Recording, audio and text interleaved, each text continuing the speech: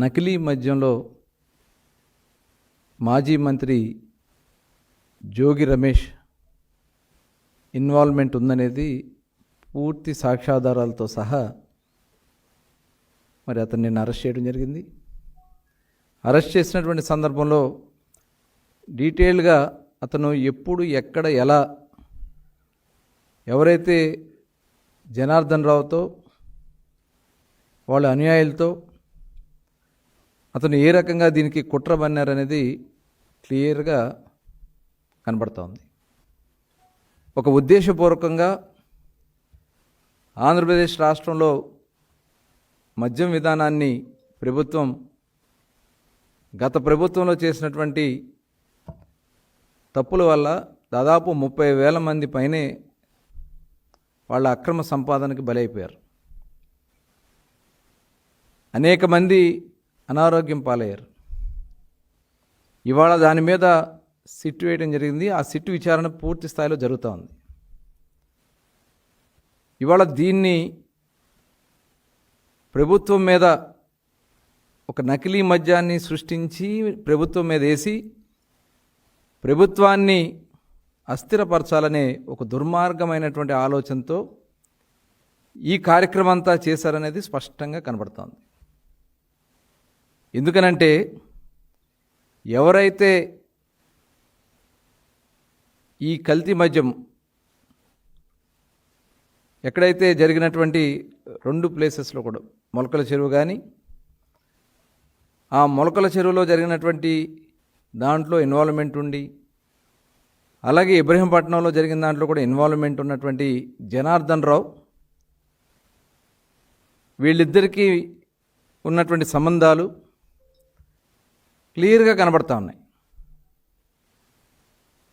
ఎప్పుడైతే 2006 నుంచి వీళ్ళు వ్యాపారంలో భాగస్వాములుగా ఉన్నారు. 2006 నుంచి బార్లు పెట్టి ఆ బారుల ద్వారా స్వర్ణ బార్ అని చెప్పి 2006-2019లో దాన్ని చెర్రీస్ కింద మార్చుకుని అక్కడ లావాదేవీలు చేసుకున్నారు ఈ జనార్దన్ పెట్టుకుని.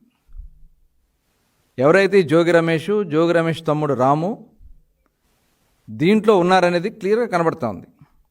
అలాగే బాలాజీ బార్ మరొక బార్ పెట్టుకుని దాన్ని మళ్ళీ గుడ్విల్ అనే పేరుతో పేరు మార్చి తర్వాత మళ్ళీ ఏఎన్ఆర్ బార్ అని మార్చి 2017లో ఇబ్రహీంపట్నంలో ఒక సిండికేట్ కూడా నడిపి 2017 నుంచి 19 వరకు వీళ్ళు సిండికేట్ కూడా నడిపి లాభాలు పంచుకున్నారు. అలాగే 2023 నుంచి నాన్ డ్యూటీ పెయిడ్ లిక్కరు అంటే అంతకుముందు కూడా నాన్ డ్యూటీ పెయిడ్ లిక్కర్ తెచ్చారు. పోస్ట్ చేస్తే అతన్ని కన్ఫెషన్స్ తీసుకొని తారకని అరెస్ట్ చేశారు. ఎంత దుర్మార్గం అండి. సరే అరెస్ట్ చేశారు, నేరం చేశాడా లేదా అనేది నిర్ణయించవలసింది న్యాయస్థానాలు. ఇవాళ ఎన్ని రోజులు అయిందండి? 41 రోజులైంది. ఒక కుర్రవాడు పెళ్లి కాని వ్యక్తి యువకుడు వైఎస్ఆర్ కాంగ్రెస్ పార్టీకి అనుకూలంగా ఉంటే అతన్ని తీసుకెళ్లి 40 రోజుల పాటు మీరు జైల్లో పెట్టారు. ఏంటి ఆయన ఉన్న హ్యాబిచువల్ అఫెండరా అని అడుగుతా ఉన్నా.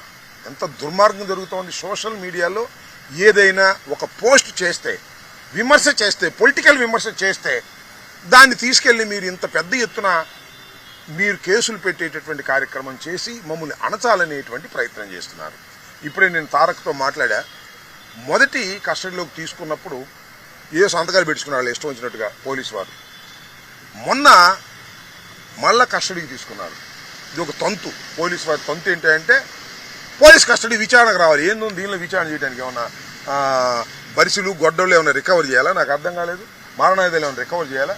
ఊరిని జస్ట్ మేము ఇన్వెస్టిగేషన్కి అతన్ని పిలుస్తున్నామని కోర్టులో పర్మిషన్ తీసుకోవటం, బెయిల్ ఇన్వెస్టిగేషన్ జరుగుతుందండి అని బెయిల్ ఆపేటటువంటి ప్రయత్నం చేయటం. తీసుకువెళ్ళిన తర్వాత మన శ్రీనివాస్ కూడా అడ్వకేటు ఆయన వెంట వెళ్ళాడు. ఎందుకంటే కోర్టు ఆదేశం మేరకు.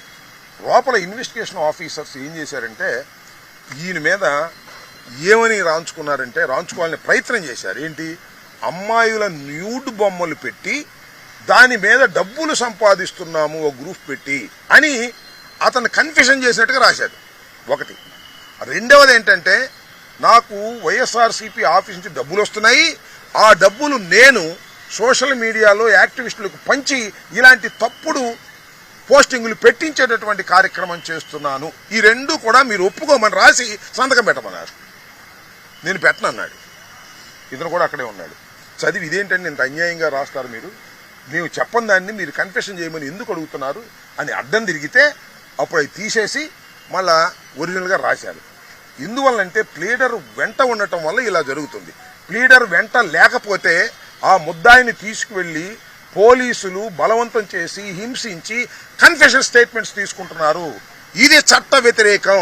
పోలీసులు చేస్తున్నది తప్పు. ఇన్వెస్టిగేషన్ అధికారులు కూడా చెప్తున్నా. ఈ కేసులో ఇన్వెస్టిగేషన్ అధికారి ఎవరో మధు అంట, ఆయన కావాలని చెప్తున్నా అంట. ఇలాంటి పిచ్చి వేషాలు వేస్తే కోర్టు సహించదు, సమాజం సహించదు. గుర్తుపెట్టుకోండి, మీరు కాకి బట్టలు వేసుకొని డ్యూటీ చేస్తున్నటువంటి వ్యక్తులు తప్ప చంద్రబాబు సొంత డబ్బులతో మీకు జీతాలు ఇవ్వడం లేదు. చంద్రబాబు చెప్పిన వారి మీద మీరు కేసులు పెట్టి అక్రమంగా అన్యాయంగా ఈ విధంగా కన్ఫెషన్ స్టేట్మెంట్స్ తీసుకొని ఇరికించాలనేటువంటి ప్రయత్నం చేస్తున్నారు. నేను కూడా